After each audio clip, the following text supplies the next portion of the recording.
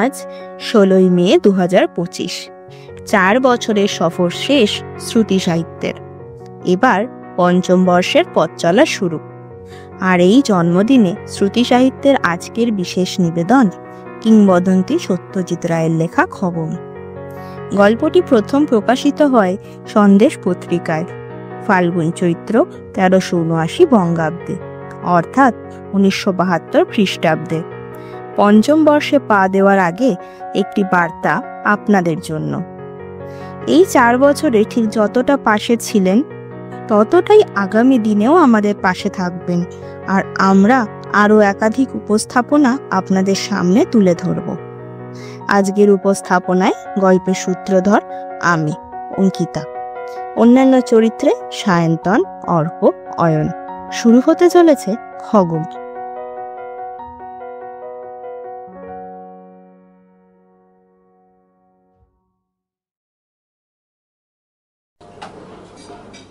পেট্রোম্যাক্সের আলোতে বসে ডিনার খাচ্ছি।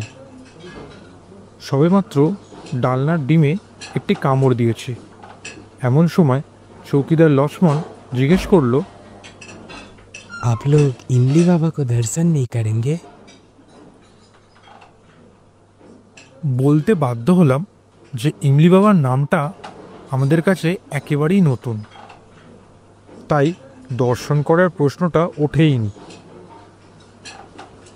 লক্ষ্মণ বলল, জঙ্গল বিভাগের যে জিপটি আমাদের জন্য মোতায়েন হয়েছে, তার ড্রাইভারকে বললেই সে আমাদের বাবার ডেরায় নিয়ে যাবে।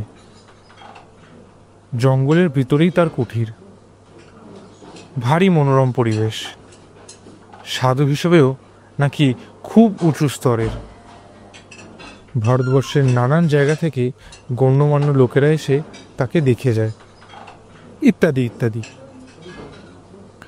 এছাড়া আর যে ব্যাপারটা শুনে আরও কৌতূহল হলো, সেটা হলো এই যে বাবার নাকি একটা পোষা কেউটে আছে। সেটা বাবার কুঠিরের কাছেই একটা গর্তে থাকে, আর রোজ সন্ধেবেলা গর্ত থেকে বেরিয়ে বাবার কাছে এসে ছাগলের দুধ খায়। ধূর্জুটিবাবু সব শুনে টুনে মন্তব্য করলেন যে দেশটা বজরুকিতে ছেয়ে যাচ্ছে। বিশেষ করে ভণ্ড সাধু সন্ন্যাসীর সংখ্যা দিন দিন বিপজ্জনকভাবে বেড়ে চলেছে। পশ্চিমে যতই বিজ্ঞানের প্রভাব বাড়ছে, আমাদের দেশটা নাকি ততই আবার নতুন করে কুসংস্কারের অন্ধকারের দিকে এগোচ্ছে। হোপলেস ব্যাপার মশাই, ভাবলেই মাথায় রক্ত উঠে যায়। কথাটা বলেই ধূর্জটিবাবু হাত থেকে কাঁটা চামচ নামিয়ে রেখে পাশ থেকে ফ্লাই ফ্ল্যাপ বা মক্ষিকা মারণ দণ্ডটা তুলে নিয়ে টেবিলের ওপর এক অভ্যর্থ চাপড়ে একটি মশা মেরে ফেললেন। ভদ্রলোকের বয়স ৪৫ থেকে ৫০-এর মধ্যে। বেটে, রোগা, ফর্সা, চোখা চোখা চেহারা, চোখ দুটো রীতিমতো কটা। আমার সঙ্গে আলাপ এই ভরতপুরে এসেই। আমি এসেছি আগ্রা হয়ে, যাব জয়পুরে, মেজদার কাছে ২ হপ্তাহ ছুটি কাটাতে। এখানে এসে ডাকবাংলোয় বা ট্যুরিস্ট লজে জায়গা না পেয়ে শেষটায় অনেক কাঠখড় পুড়িয়ে শহরের বাইরে এই ফরেস্ট রেস্ট হাউসে এসে উঠেছি। তাতে অবশ্যই আক্ষেপের কিছু নেই, কারণ জঙ্গলে ঘেরা রেস্ট হাউসে থাকার মধ্যে একটা বেশ রোমাঞ্চকর আরাম রয়েছে।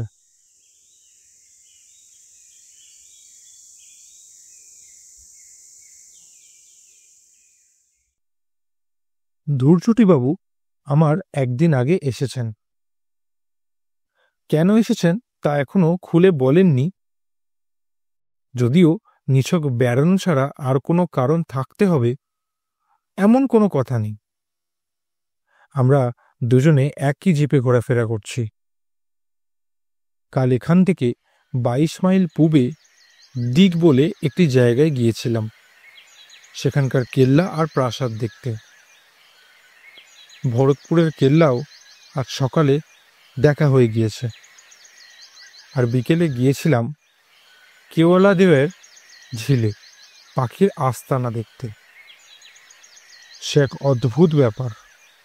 7 মাইলের ওপর লম্বা ঝিল, তার মাঝে মাঝে ছোট ছোট দ্বীপের মতো ডাঙা মাথা উঁচিয়ে রয়েছে, আর সেই ডাঙার প্রত্যেকটিতে রাজ্যের পাখি এসে জড়ো হয়েছে। তার অর্ধেকের বেশি আমি কোনো কালের চোখেই দেখিনি। আমি অবাক হয়ে পাখি দেখছি, আর দুর্জুটিবাবু ক্ষণে ক্ষণে গজগজ করে উঠছেন, আর হাত দুটোকে অস্থিরভাবে এদিক ওদিক নাড়িয়ে মুখের আশপাশ থেকে উনকি সরাবার চেষ্টা করছেন। উনকি হলো এক রকমের ছোট পোকা, ঝাঁকে ঝাঁকে এসে মাথার চারপাশে ঘোরে আর নাকে মুখে বসে। তবে পোকাগুলো এতই ছোট যে তাদের অনায়াসে অগ্রাহ্য করে থাকাই যায়। কিন্তু দুর্জুটিবাবু দেখলাম বারবার বিরক্ত হয়ে উঠছে। এত অধৈর্য হলে কি আর চলে? 8:30টার সময় খাওয়া শেষ করে সামনের বারান্দায় বেতের চেয়ারে বসে চাঁদনি রাতের জঙ্গলের শোভা দেখতে দেখতে দুর্জুটিবাবুকে বললাম, ওই যে সাধু বাবার কথা বলছিল, তা যাবেন নাকি দেখতে? দুর্জুটিবাবু তার হাতের সিগারেটটা একটি ইউক্যালিপটাস গাছের গুঁড়ির দিকে তাক করে ছুঁড়ে ফেলে দিয়ে বললেন, কেউটে পোষ মানে না, মানতে পারে না। সাপ সম্বন্ধে আমার যথেষ্ট জ্ঞান আছে। ছেলেবেলায় জলপাইগুড়িতে থাকতাম, নিজে হাতে অজস্র সাপ মেরেছি। কেউটে হচ্ছে বিভৎস শয়তান সাপ, পোষ মানে না, অসম্ভব। কাজেই সাধু বাবার খবরটা কতটা সত্যি সে বিষয়ে যথেষ্ট সন্দেহ আছে। কাল তো বিকেলে এমনিই কোনো প্রোগ্রাম নেই, সকালে বায়ানের কেল্লা দেখে আসার পর থেকেই তো ফ্রি। আপনার বুঝি সাধু সন্ন্যাসীদের ওপর খুব ভক্তি? প্রশ্নটার পেছনে বেশ একটা খোঁচা রয়েছে, সেটা বুঝতে পারলাম, কিন্তু আমি জবাবটা দিলাম খুব সরলভাবে। ভক্তির কথা আসছে কি করে? কারণ সাধু সংসর্গের তো কোনো সুযোগই হয়নি এখনো পর্যন্ত। তবে কৌতূহল যে আছে সেটা অস্বীকার করব না। আমারও ছিল এককালে, কিন্তু একটা অভিজ্ঞতার পর থেকে আর। অভিজ্ঞতাটা হলো দুর্জুটিবাবুর নাকি ব্লাড প্রেশারের ব্যারাম আছে। বছর 10 আগে তার জ্যাঠামশাইয়ের পাল্লায় পড়ে তিনি এক সাধু বাবার দেওয়ার টোটকা ওষুধ খেয়ে নাকি 7 দিন ধরে অসহ্য পেটের যন্ত্রণায় ছটপট করেছিলেন, আর তার ফলে তার রক্তের চাপও নাকি বেড়ে গিয়েছিল। সেই থেকে দুর্জুটিবাবুর ধারণা হয়েছে ভারতবর্ষের 90% সাধুই হচ্ছে আসলে ভণ্ড, অসাধু। ভদ্রলোকের বাবা বিদ্বেষটা বেশ মজার লাগছিল, তাই তাকে খানিকটা উস্কানোর জন্যই বললাম, কেউটের পোষ মানার কথা যে বলছেন, আপনি তো পোষ মানাতে পারবো না নিশ্চয়ই, কিন্তু হিমালয়ের কোনো কোনো সাধু তো শুনেছি একেবারে বাঘের গুহায় বাঘের সঙ্গে একসঙ্গে বাস করেন। শুনেছেন তো, দেখেছেন কি? স্বীকার করতেই হলো যে দেখিনি। দেখবেন না, এ হলো আষাঢ়ে গপ্পর দেশ। শুনবেন অনেক কিছুই, কিন্তু চাক্ষুষ দেখতে চাইলে দেখতে পাবেন না। আমাদের রামায়ণ মহাভারতী দেখুন না। বলছি ইতিহাস, কিন্তু আসলে আজগুবি গপ্পর ডিপো। রাবণের 10টা মাথা, হনুমান লেজে আগুন নিয়ে লঙ্কা পোড়াচ্ছে, ভীমের অ্যাপিটাইট, ঘটোৎকচ, হিড়িম্বা, পুষ্পক্রত, কুম্ভকর্ণ, এগুলো হচ্ছে বেশি ননসেন্স আর কি আছে? আর সাধু সন্ন্যাসীদের ভণ্ডামির কথা যদি বলেন, সে তো এসব পুরাণ থেকেই শুরু হয়েছে। অথচ সারা দেশের শিক্ষিত অশিক্ষিত লোকে একদিন ধরে এইসব গিলে খাচ্ছে। বায়ানের কেল্লা দেখে রেস্ট হাউসে ফিরে লাঞ্চ ও বিশ্রাম সেরে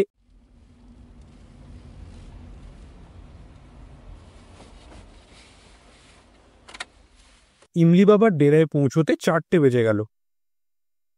ধূর্যটিবাবু এ ব্যাপারে আর আপত্তি করেননি। হয়তো তার নিজেরও বাবার সম্বন্ধে একটু কৌতূহল হচ্ছিল। জঙ্গলের মধ্যে একটা দিব্যি পরিষ্কার খোলা জায়গায় একটা বিরাট তেঁতুল গাছের নিচে বাবার কুঠির। গাছের থেকেই বাবার নামকরণ, আর সেটা করেছে স্থানীয় লোকেরা।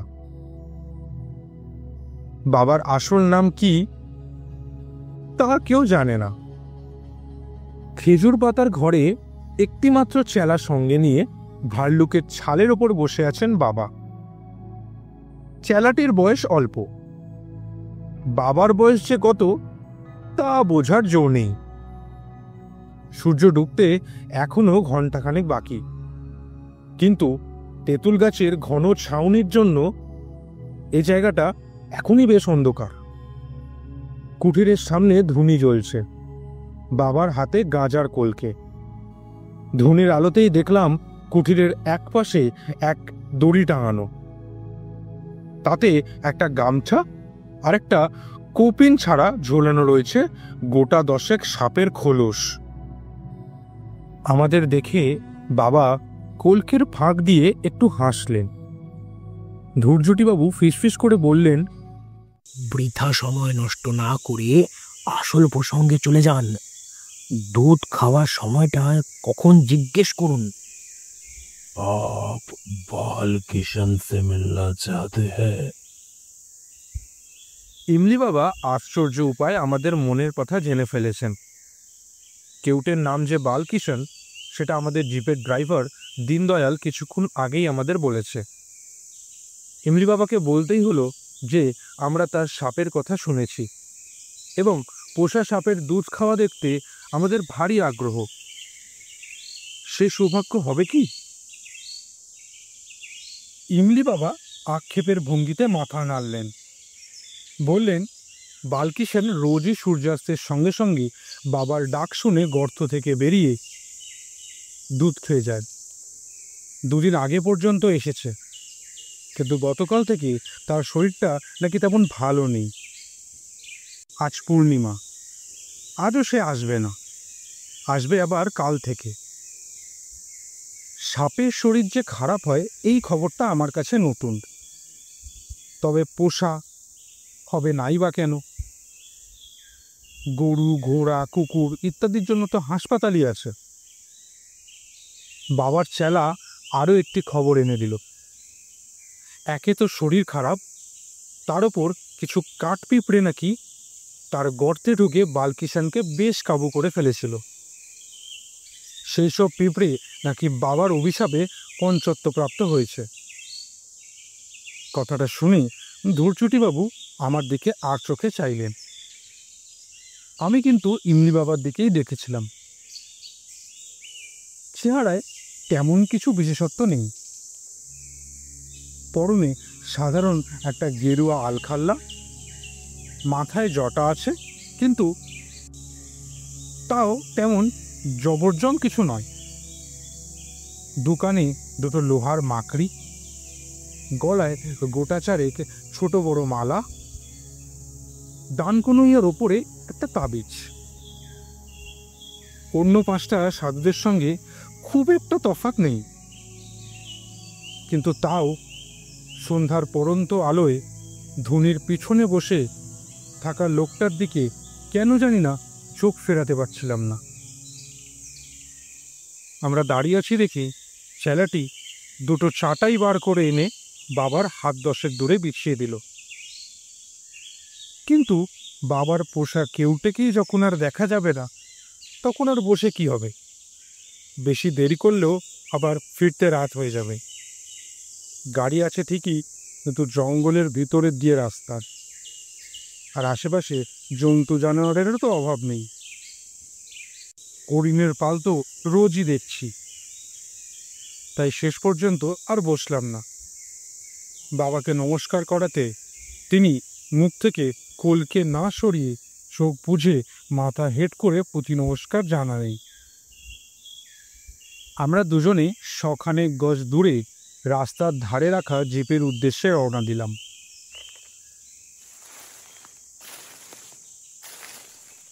কিছু আগেও চারিদিকের গাছপালা থেকে বাসায় ফেরা পাখির কলরব শুনতে পাচ্ছিলাম। এখন সব নিস্তব্ধ। কুঠির থেকে বেরিয়ে কয়েক পা গিয়ে ধূর্যটিবাবু হঠাৎ থেমে গিয়ে বললেন,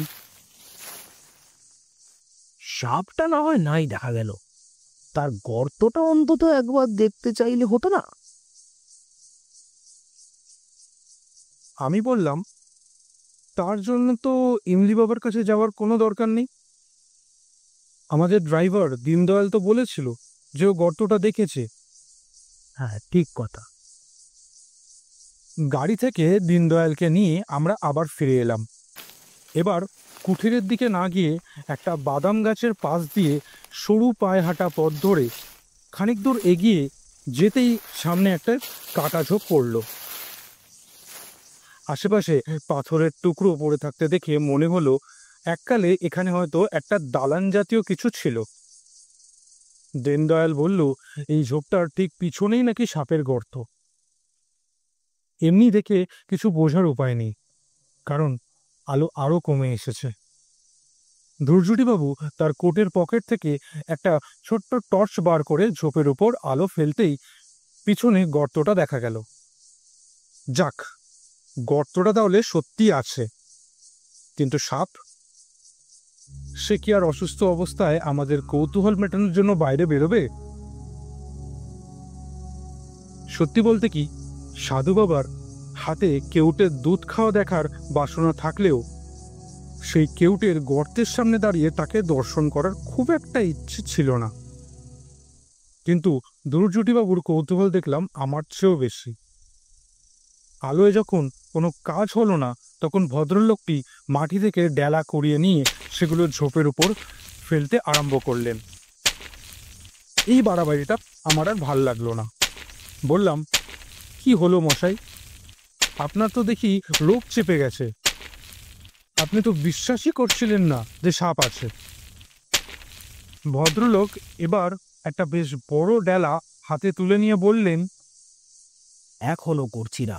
এই ঢেলাতেও যদি ফল না হয়, তাহলে বুঝবো বাবাজি সম্বন্ধে এক স্রেফ গুজরুখি গল্প প্রচার করা হয়েছে। লোকের ভুল বিশ্বাস যত ভাঙানো যায় ততই মঙ্গল।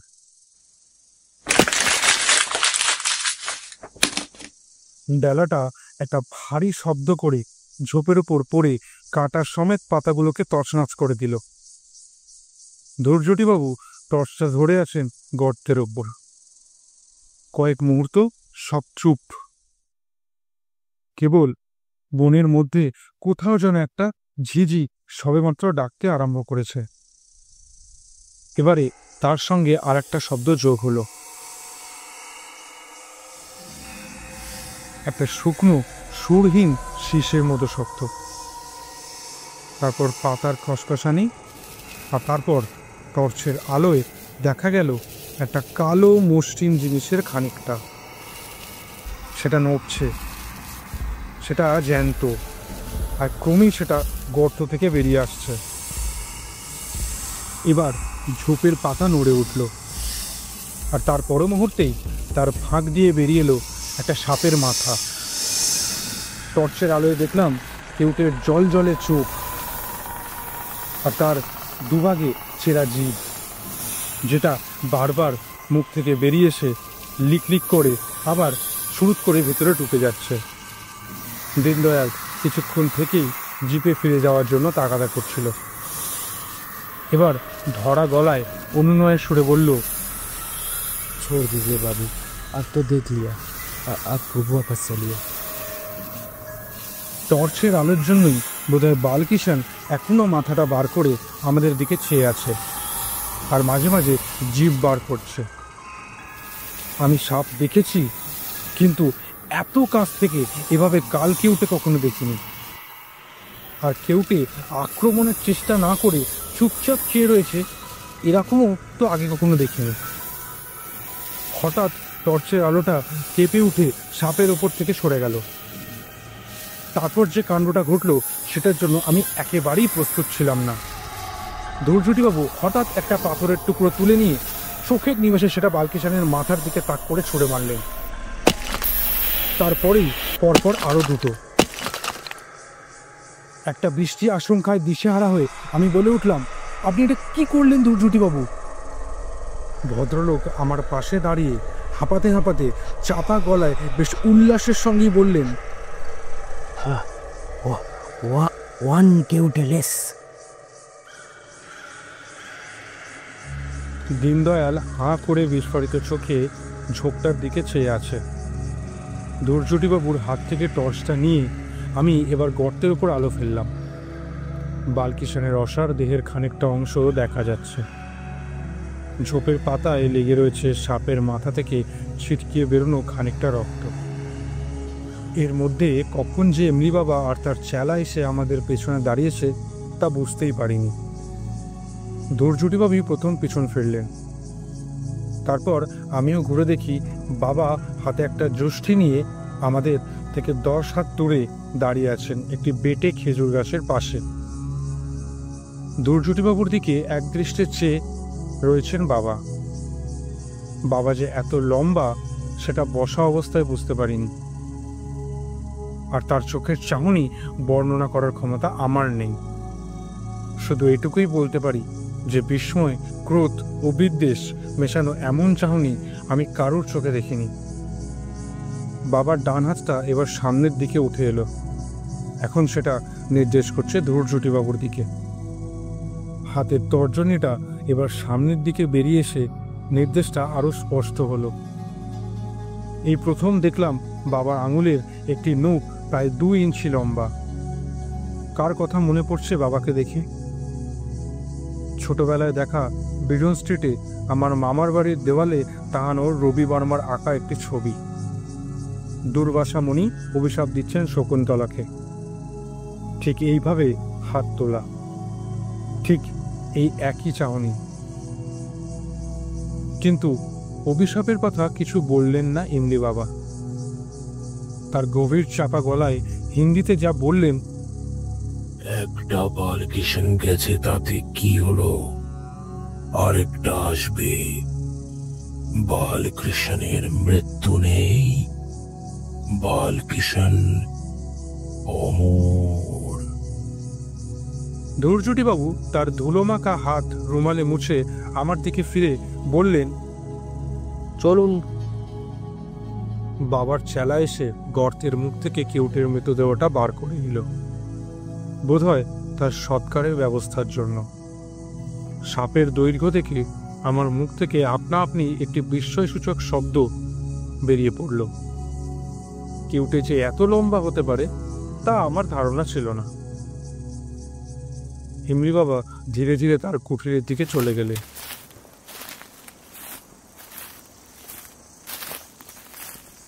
আমরা 3 জন গিয়ে জিপে উঠলাম।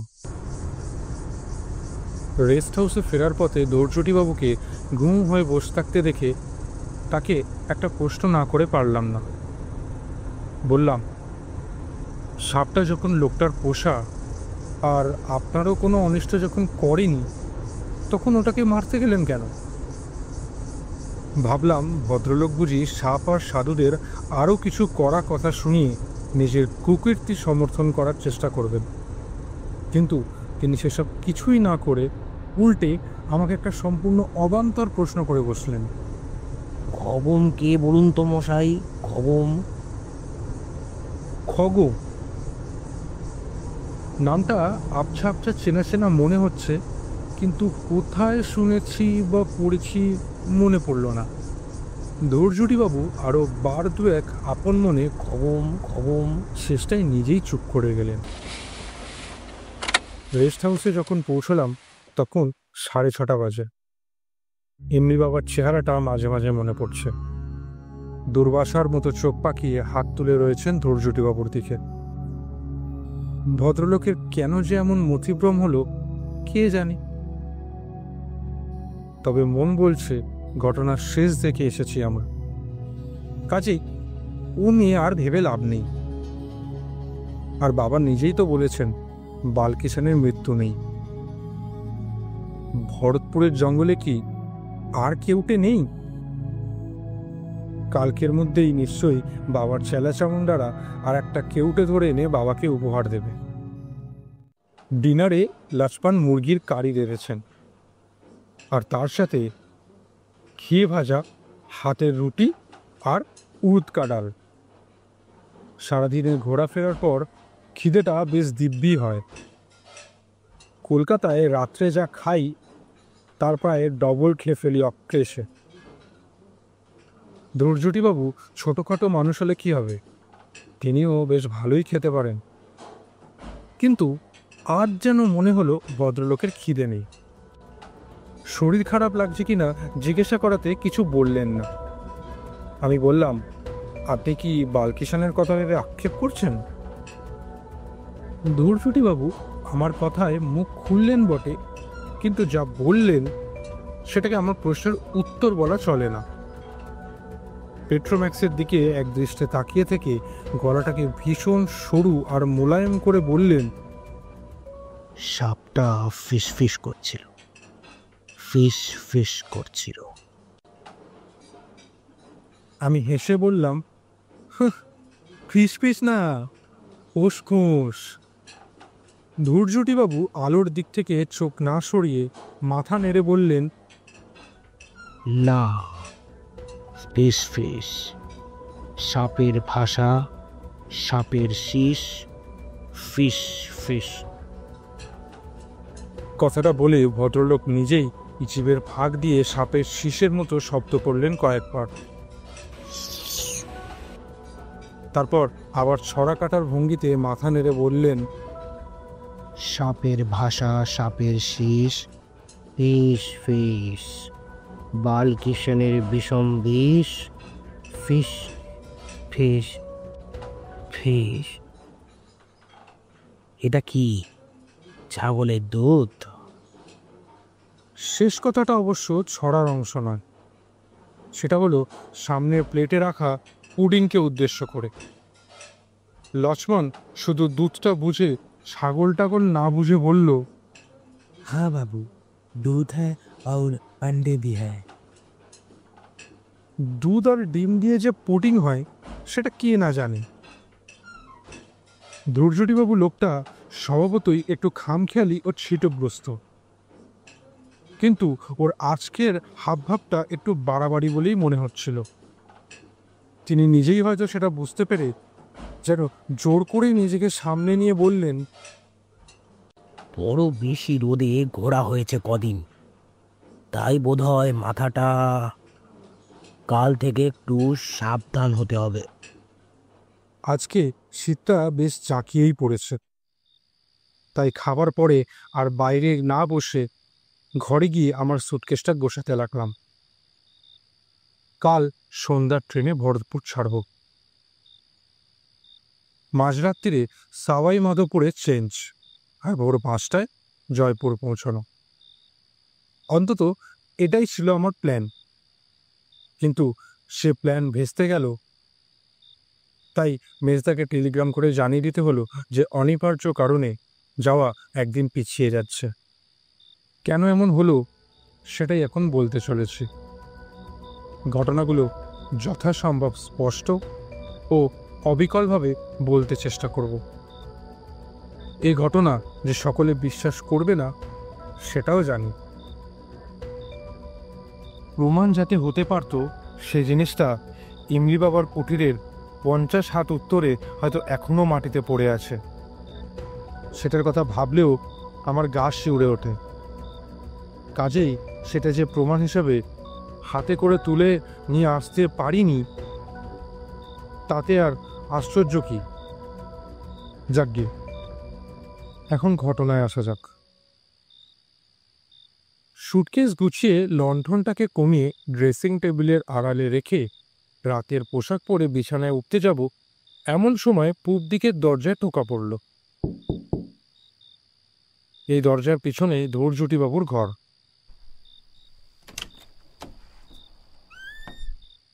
দরজা খুলতেই ভদ্রলোক চাপা গলায় বললেন, আপনার কাছে ফ্লিট জাতীয় কিছু আছে কিংবা মশা তাড়ানোর অন্য কোনো ওষুধ? আমি বললাম, মশা এলো কোথা থেকে? আপনার ঘরে জানলা দরজায় জাল দেওয়া নেই? তা আছে, তবে তাও কি যেন একটা কামড়াচ্ছে। সেটা টের পাচ্ছেন আপনি? হাতে মুখে দাগ হয়ে যাচ্ছে।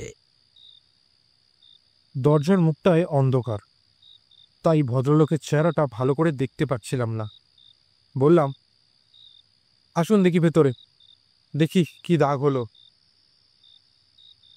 ধূর্যটিবাবু ঘরের ভিতরে এলেন। লণ্ঠনটা সামনে তুলে ধরতেই দাগগুলো দেখতে পেলাম। রুহিতন মার্কা কালশিটের মতো দাগ। এই জিনিস আগে কখনো দেখিনি, আর দেখে মোটেই ভালো লাগলো না। বললাম, বিদঘুটে ব্যারাম বাঁধিয়েছেন মশাই, অ্যালার্জি থেকে হতে পারে। কাল সকালে উঠেই ডাক্তারের খোঁজ করতে হবে। আপনি বরং একটু ঘুমোতে চেষ্টা করবে। উনি আর চিন্তা করবেন না। আর এটা পোকার ব্যাপার নয়, অন্য কিছু। যন্ত্রণা হচ্ছে কি? তাও ভালো, যান শুয়ে পড়ুক। ভদ্রলোক চলে গেলেন, আর আমিও বিছানায় উঠে কম্বলের তরে ঢুকে পড়লাম। রাত্রে ঘুমোবার আগে বিছানায় শুয়ে বই পড়ার অভ্যাস। এখানে লণ্ঠনের আলোয় সেটা আর সম্ভব হচ্ছে না। আর সত্যি বলতে কি, সেটার প্রয়োজনও নেই। সারাদিনের ক্লান্তির পর বালিশে মাথা দেওয়ার 10 মিনিটের মধ্যেই ঘুম এসে যায়। কিন্তু আজ আর সেটা হলো না।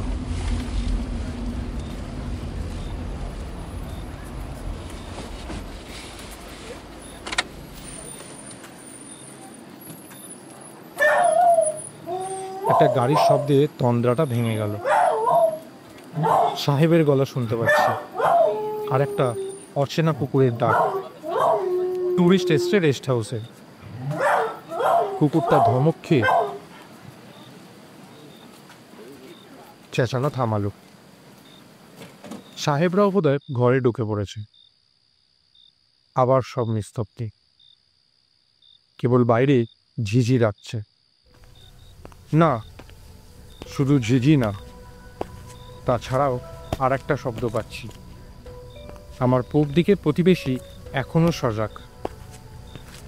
শুধু সজাগই নয়, সচল। তার পায়ের শব্দ পাচ্ছি। অথচ দরজার তলার ফাঁক দিয়ে কিছুক্ষণ আগেই দেখেছি লণ্ঠনটা হয় নিভিয়ে দেওয়া, না হয় পাশের বাথরুমে রেখে আসা হয়েছে। অন্ধকার ঘরে ভদ্রলোক পায়চারি করছেন কেন? এই প্রথম আমার সন্দেহ হলো যে ভদ্রলোকের মাথায় হয়তো ছিটেরও একটু বেশি কিছু আছে। তার সঙ্গে আমার আলাপ মাত্র 2 দিনের। তিনি নিজে যা বলেছেন তার বাইরে তার সম্বন্ধে আমি কিচ্ছু জানি না। কিন্তু সত্যি বলতে কি, মাত্র কয়েক ঘন্টা আগে পর্যন্ত যাকে পাগলামো বলে, তার কিন্তু কোনো লক্ষণ আমি ধৈর্যটিবাবুর মধ্যে দেখিনি। দিক আর বায়ানের কেল্লা দেখতে দেখতে তিনি যে ধরনের কথাবার্তা বলছিলেন, তাতে মনে হয় ইতিহাসটা তার বেশ ভালোভাবেই পড়া আছে। শুধু তাই নয়, আর্ট সম্বন্ধেও তার যথেষ্ট জ্ঞান আছে। সেটার প্রমাণও তিনি দিয়েছেন তার কথাবার্তায়। রাজস্থানের স্থাপত্যে হিন্দু ও মুসলমান কারিগরদের কাজের কথা তিনি রীতিমতো উৎসাহের সঙ্গে বলেছিলেন। না, ভদ্রলোকের শরীরটাই বোধহয় খারাপ হয়েছে। কালের জন্য ডাক্তারের খোঁজ করা অতি আবশ্যক। আমার ঘড়ির রেডিয়াম ডায়ালে তখন বলছে 11:15। পূবের দরজায় আবার ঠোকা করল। এবার বিছানা থেকে না উঠে এক হাঁক দিলাম। কি ব্যাপার ধৈর্যটিবাবু?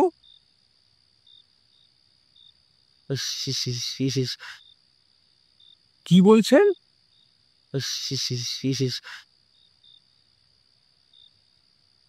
বুঝলাম ভদ্রলোকের কথা আটকে গেছে।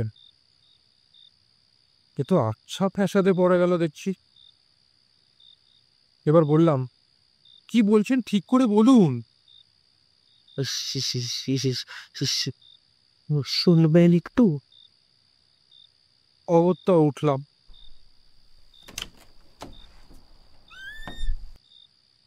দরজা খুলতে ভদ্রলোক এমন একটা ছেলে মানুষের মতো প্রশ্ন করলেন যে আমার বেশ বিরক্তই লাগলো।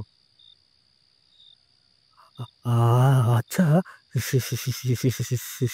সাপ কি দন্তেশ্ব? আমি আমার বিরক্ত লুকাবার কোনো চেষ্টাই করলাম না। আপনি এইটা জানার জন্য এত রাত্রে দরজা ধাক্কালেন? দন্তেশ্ব? আগে হ্যাঁ, সাপ মানে যখন সর্প, স্নেক, তখন দন্তেশ্ব। আর তালবস্য? ও, সেটা অন্য সাপ। তার মানে অভিশাপ? হ্যাঁ, অভিশাপ। Thank you. শুয়ে পড়ুন। ভদ্রলোকের অবস্থা দেখে আমার একটু মায়াই হচ্ছিল। বললাম, আপনাকে বড় একটা ঘুমের ওষুধ দিই, ও জিনিসটা আছে আমার কাছে, খাবেন? না, শীতকালে এমনিতেই ঘুমোই। শুধু সন্ধ্যায় সূর্যাস্তের সময়। ভদ্রলোককে বাধা দিয়ে বললাম, আপনার জিভে কিছু কি হয়েছে নাকি? কথা আটকে যাচ্ছে কেন? আপনার টর্চটা একবার দিন তো। ভদ্রলোকের পেছন পেছন আমিও ওর ঘরে ঢুকলাম। টর্চটা ড্রেসিং টেবিলের ওপর রাখা ছিল। সেটা জেলে ভদ্রলোকের মুখের সামনে ধরতেই তিনি হাঁ করে জিভটা বার করে দিলেন। জিভে কিছু যে একটা হয়েছে সে বিষয়ে সন্দেহ নেই। এতে সরু লাল দাগ ডগা থেকে শুরু করে জিভের মাঝখান পর্যন্ত চলে গেছে। এটাতেও কোনো যন্ত্রণা নেই বলছে? কই না তো। কি যে ব্যারাম বাঁধিয়ে বসেছেন ভদ্রলোক, সেটা আমার বোঝার সাধ্য নেই। এবারে ভদ্রলোকের খাটের দিকে চোখ গেল। বিছানার পরিপাটি ভাব দেখে বুঝলাম তিনি এখনো পর্যন্ত খাটে ওঠেননি। বেশ কড়া সুরেই বললাম, আপনাকে শুতে দেখে তারপর আমি নিজের ঘরে যাব। আর জোর হাত করে অনুরোধ করছি, আর দরজা ধাক্কাবেন না। কাল ট্রেনে এমনি ঘুম হবে না জানি, তাই আজকে রাতটা একটু ঘুমিয়ে নিতে চাই।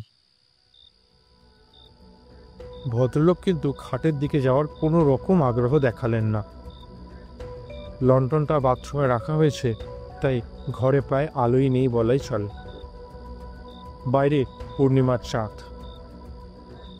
উত্তরের জানলা দিয়ে ঘরের মেঝেতে জ্যোৎস্না এসে পড়েছে। তারই প্রতিফলিত আলোয় ধৈর্যবাবুকে দেখতে পাচ্ছি। স্লিপিং স্যুট পরে দাঁড়িয়ে আছে, আর মাঝে মাঝে ঠোঁট ফাঁক করে শীষ দেওয়ার মতো শব্দ করছেন। আমি আসবার সময় কম্বলটা গায়ে জড়িয়ে এসেছি, অথচ ধৈর্যবাবু দিব্যি গরম টরম কিছু না পরে দাঁড়িয়ে আছেন। ভদ্রলোক শেষটায় যদি সত্যি একটা গোল মেনে ব্যারাম বাঁধিয়ে বসেন, তাহলে তো তাকে ফেলে আমার পক্ষে যাওয়াও মুশকিল হয়ে যাবে। বিদেশ ভুগিয়ে একজন বাঙালি বিপদে পড়লে আরেকজন তার জন্য কিছু না করে সরে পড়বে, এ তো হতে পারে না। আরেকবার তাকে বিছানায় শুতে বলেও যখন কোনো ফল হলো না, তখন বুঝলাম ওর হাতটা ধরে টেনে নিয়ে জোর করে শুয়ে দেওয়া ছাড়া আর কোনো রাস্তা নেই। তিনি যদি অবাধ্য শিশু হতে চান, আমাকেও তার গুরুজনের ভূমিকা নিতেই হবে। কিন্তু তার হাতটা ধরা মাত্র আমার শরীরে এমন একটা প্রতিক্রিয়া হলো যে আমি চমকে 3 হাত পিছিয়ে গেলাম। ধৈর্যবাবুর শরীর বরফের মতো ঠান্ডা। জ্যান্ত মানুষের শরীর এত ঠান্ডা হতে পারে এ আমি কল্পনাই করতে পারিনি। আমার অবস্থা দেখেই বোধহয় ধৈর্যবাবুর ঠোঁটের কোণে একটা হাসির ভাব ফুটে উঠল। তার কটা চোখ দিয়ে তিনি এখন আমার দিকে চেয়ে মুচকি মুচকি হাসছেন। আমি ধরা গলায় বললাম, আপনার কি হয়েছে বলুন তো? ধূর্যটিবাবু আমার দিক থেকে চোখ সরালেন না, এক দৃষ্টে চেয়ে আছেন প্রায় মিনিট খানেক ধরে। অবাক হয়ে দেখলাম যে তার একটিবারও চোখের পাতা পড়ল না। এরই মধ্যে তার জিভটা বার কয়েক ঠোঁটের ফাঁক দিয়ে বেরোল। তারপর তিনি ফিসফিস গলায় বললেন, বাবা ডাকছেন, বালকিষণ, বালকিষণ, বাবা ডাকছেন। তারপর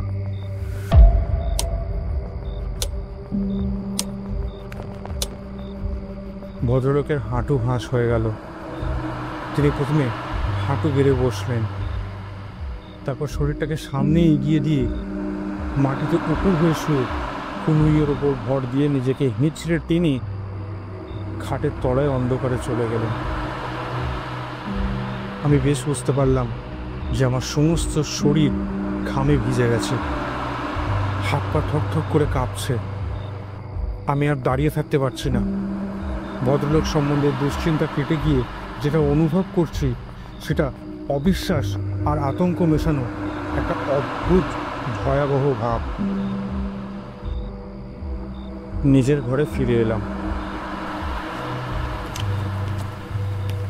দরজাটা বন্ধ করে খিল লাগিয়ে আপাতমস্তক কম্বল মুড়ি দিয়ে কিছুক্ষণ শুয়ে থাকার পর কাঁপুনিটা একটু কমলো, চিন্তাটা একটু পরিষ্কার হলো। ব্যাপারটা কোথায় গিয়ে দাঁড়িয়েছে এবং চোখের সামনে যা ঘটতে দেখেছি তা থেকে কি সিদ্ধান্তে পৌঁছানো যায় সেটা একবার ভেবে দেখলাম। আজ বিকেলে আমার সামনে দৌর্যটিবাবু ইমলি বাবার পোষা কেউটাকে পাথর ছুঁড়ে মেরে ফেললেন।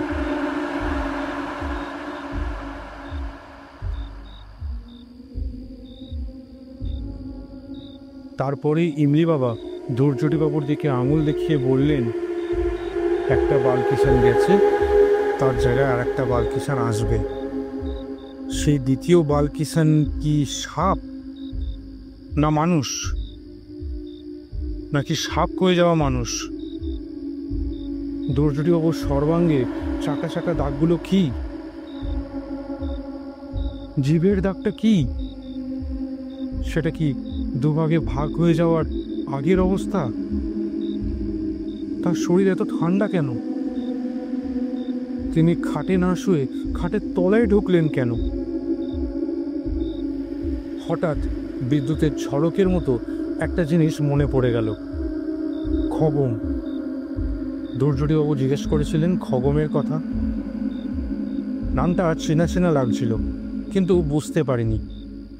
এখন মনে পড়ে গেছে ছোটবেলায় পড়া মহাভারতের একটা গল্পে।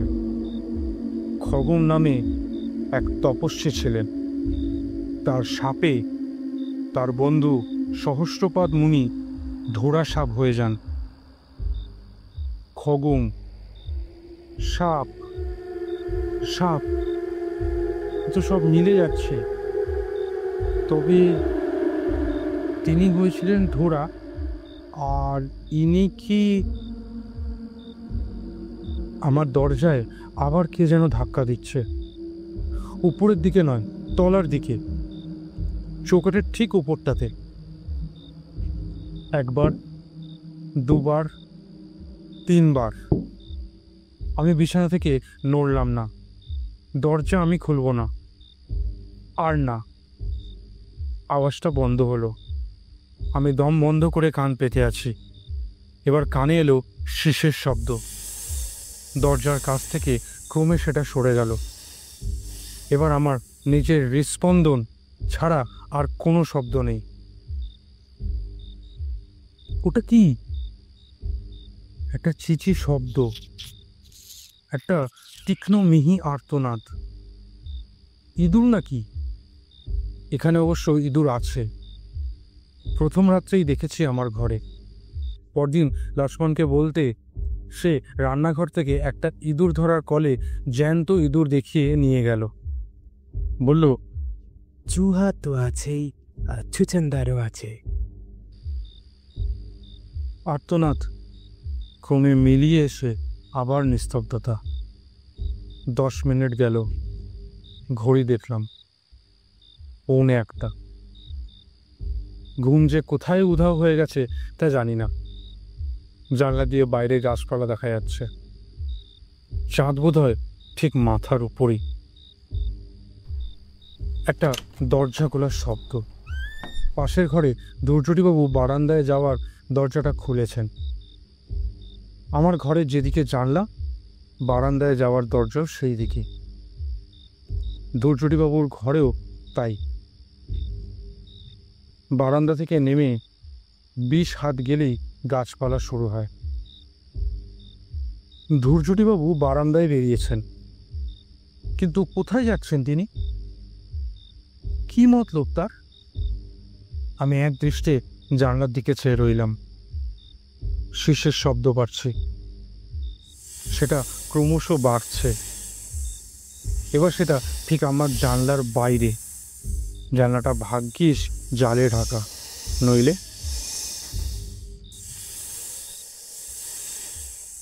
একটা কি যেন জিনিস জানলার তলার দিক থেকে উপরে উঠছে। খানিকটা উঠে থেমে গেল।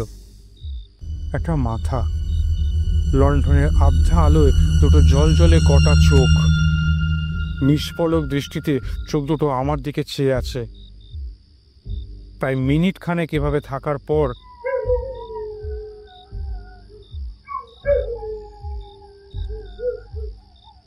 একটা কুকুরের ডাক শোনা মাত্র মাথাটা বাঁদিকে ঘুরে পরক্ষণেই আবার নিচের দিকে নেমে অদৃশ্য হয়ে গেল।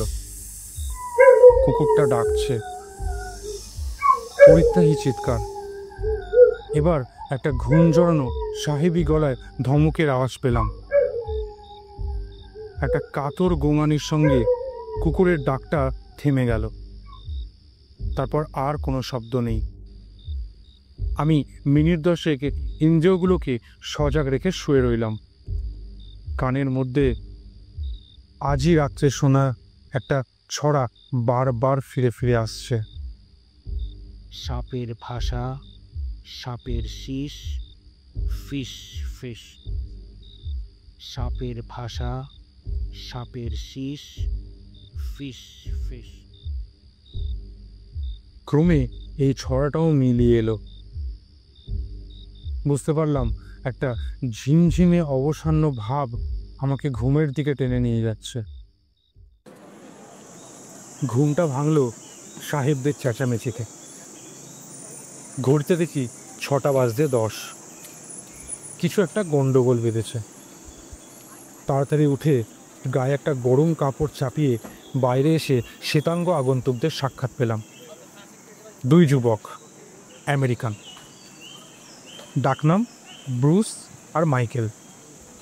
তাদের পোষা কুকুরটা কাল রাত্রে মারা গেছে। কুকুরটাকে নিজেদের ঘরেই নিয়ে শুয়েছিল, তবে ঘরের দরজা বন্ধ করেনি। ওরা সন্দেহ করছে রাত্রে বিছে বা সাপ জাতীয় বিষাক্ত কিছু এসে কামড়ানোর ফলে এই দশা। মাইকেলের ধারণা কাঁকড়া বিছে, কারণ শীতকালে সাপ বেরোয় না, সেটা সকলেই জানে। আমি আর কুকুরের ওপর সময় নষ্ট না করে বারান্দার উল্টো দিকে দুর্যোটিবাবুর ঘরের সামনে গিয়ে হাজির হলাম। দরজা খোলা রয়েছে, কিন্তু ঘরের মালিক ঘরে নেই। লক্ষ্মণ রোজ ভোর 5:30টায় উঠে উনুন ধরিয়ে চায়ের জল গরম করে। তাকে জিজ্ঞাসা করতে সে বলল দুর্যোটিবাবুকে সে দেখেনি। নানা রকম আশঙ্কা আমার মনের মধ্যে ঘুরপাক খাচ্ছে। যে করে হোক ভদ্রলোককে খুঁজে বার করতেই হবে। পায়ে হেঁটে আর কতদূর যাবেন তিনি? কিন্তু চারপাশের জঙ্গলে অনেক খোঁজাখুঁজি করেও তার কোনো খোঁজ পাওয়া গেল না।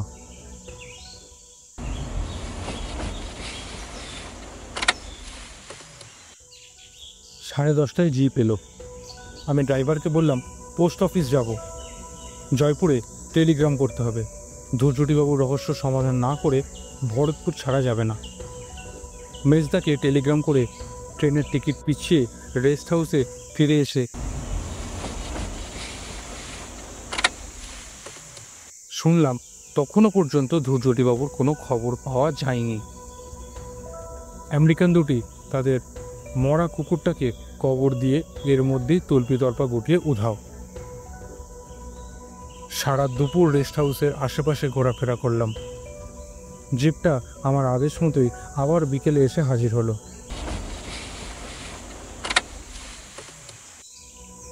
একটা মতলব ছিল মাথায়, মন বলছিল সেটাই হয়তো ফল হবে। ড্রাইভারকে বললাম, ইমলি বাবার কাছে চলো।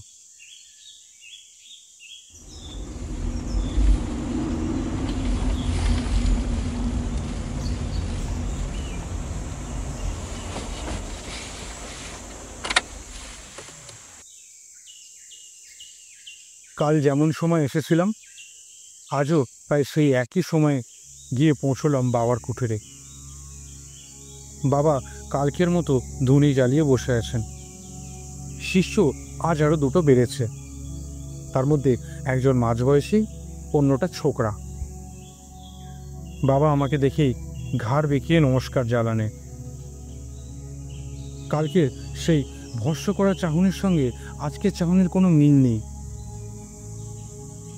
আমি আর সময় নষ্ট না করে বাবাকে সরাসরি জিজ্ঞেস করলাম, আমার সঙ্গে কাল যে ভদ্রলোকটি এসেছিলেন তার কোনো খবর দিতে পারেন কিনা। বাবার মুখ প্রসন্ন হাসিতে ভরে গেল। বললেন, খবর আছে বই কি।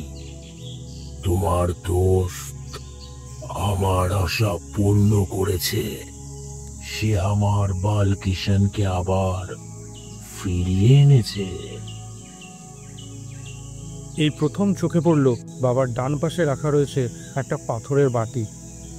সেই বাটিতে যে সাদা তরল পদার্থটা রয়েছে সেটা দুধ ছাড়া আর কিছুই নয়। কিন্তু সাপ আর দুধের বাটি দেখতে তো আমি এত দূর আসিনি। আমি এসেছি ধূর্যটি প্রসাদ বসুর খোঁজে। লোকটা তো আর হাওয়ায় মিলিয়ে যেতে পারে না। তার অস্তিত্বের একটা চিহ্ন যদি দেখতে পেতাম তবু খানিকটা নিশ্চিন্ত হওয়া যেত। ইমলি বাবা মনের কথা বুঝে ফেলতে পারেন এটা আগেও দেখেছি। গাঁজার কলকেতে বড় রকম একটা টান দিয়ে সেটা পাশের প্রৌঢ় চেলার হাতে চালান দিয়ে বললেন, তোমার বন্ধুকে তো তুমি আর আগের মতো ফিরে পাবে না, তবে তার স্মৃতি চিহ্ন সে রেখে গেছে। সেটা তুমি বালকিশনের টেরার 50 পা দক্ষিণে পাবে। সাবধানে যেও, অনেক কাটা গাছ পড়বে পথে। বাবার কথা মতো গেলাম বালকিশানের গর্তের কাছে। সে গর্তে এখন সাপ আছে কিনা সেটা আমার জানার বিন্দুমাত্র কৌতূহল নেই। আকাশে ডুবুডুবু সূর্যের দিকে চেয়ে হিসাব করে দক্ষিণ দিক ধরে এগিয়ে গেলাম। ঘাস, কাটা ঝোপ, পাথরের টুকরো আর চোর কাঠের ভেতর দিয়ে গুনে গুনে 50 পা এগিয়ে গিয়ে একটা অর্জুন গাছের গুড়ির ধারে যে জিনিসটা পড়ে থাকতে দেখলাম, সেরকম জিনিস এই কয়েক মিনিট আগেই ইমলি বাবার কুঠিরের দড়ি থেকে ঝুলছে দেখে এসেছি। সেটা একটা খোলস। সারা খোলসের ওপর রোহিতন মার্কা নকশা। সাপের খোলস কি? না, তা নয়। সাপের শরীর কি এত চওড়া হয়? আর তার দুপাশ দিয়ে কি দুটো হাত আর তার তলা দিয়ে কি একজোড়া পা বেরোয়? আসলে এটা একটা মানুষের খোলস। সেই মানুষটা এখন আর মানুষ নেই। সে এখন ওই গর্তটার মধ্যে কুণ্ডলি পাকিয়ে শুয়ে আছে। সে জাতে কেউটে আর দাঁতে বিষ। ওই যে তার শীষ শুরু হলো। ওই যে সূর্য ডুবলো। ওই যে ইমলি বাবা ডাকছে। বালকিষাণ, বালকিষাণ, বালকিষাণ।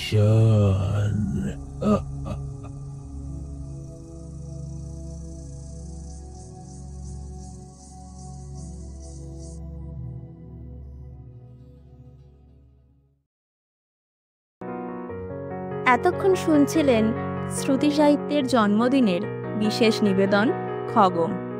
এই ভিডিওর পোস্টার ডিজাইন ও সাউন্ড এডিটিংয়ে ইন্দ্রজিৎ। ভিডিওটি ভালো লাগলে একটি সাবস্ক্রাইব অবশ্যই করে যাবেন। দেখা হবে আগামী ভিডিওতে। ধন্যবাদ।